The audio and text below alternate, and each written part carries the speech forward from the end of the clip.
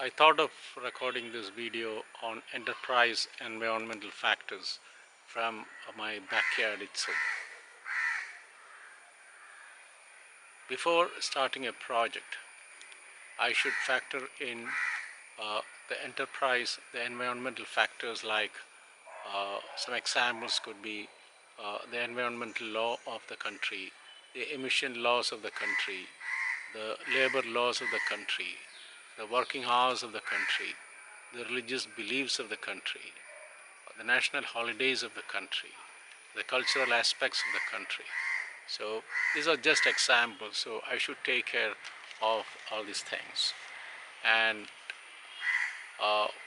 today, when I was, it's the right time, so today's newspaper, I got this headline of Volkswagen CEO quits because of Dieselgate. What is the reason for this?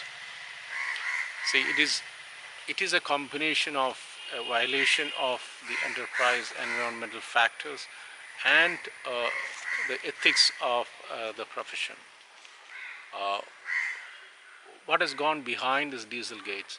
Volkswagen have produced a set of vehicles whose emission is much higher than the allowed emission levels, and they try to circumvent it by bringing in a software which will artificially show the emission levels as very low when the car is tested. So before testing the car, while testing the car can sense that okay, it is being tested, and at that time it reduces the emission levels, whereas in the actual running conditions the emission levels are 10 to 40% more. This is a clean violation of the enterprise environmental factor. So in this case, the product of the project as quality issues, which is not adhering to the quality standards of the, it is violating the enterprise environmental factor, which is globally accepted. Now, I was going through some of the news channels. So if they end up paying penalties, it may work out to be 18 billion US dollars. Maybe, yeah, this is quite huge. So this is a typical combination of professional ethics violation along with not taking care of the enterprise environmental factor, which is the acceptable levels of emission norms, even while designing and manufacturing these particular models from Volkswagen. So before getting into a project, as a project manager, one should take care of the at least try to understand the enterprise, the sensitive enterprise environmental factors in which the project has to operate, as well as the product of the project has to operate. So this will take your project a long way. The probability of success will be much higher.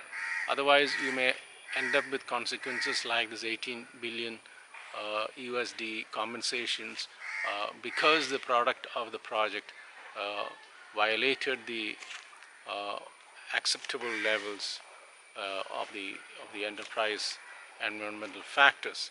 And coupled with that, as a corrective action, what was the corrective action they did? Instead of re-engineering the product, they tried to circumvent it by faking the software which gave an acceptable level of reading. So it's a malpractice. So this is a classical, this Dieselgate is a classical case of is a combination of enterprise violation of the enterprise environmental factor and lack of professional ethics. Now, in this particular case, the CEO Winterkorn, he says he did not know about these things. He's saying he's very innocent. He's not aware of these things happening. But as a project manager also, see, you may not be aware, but when things go wrong, you are responsible.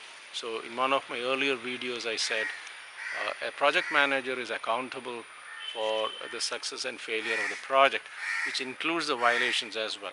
If your procurement department gets some inferior raw material and you use it, and because of that, if the project fails or the product of the project fails, still the project manager is accountable for it.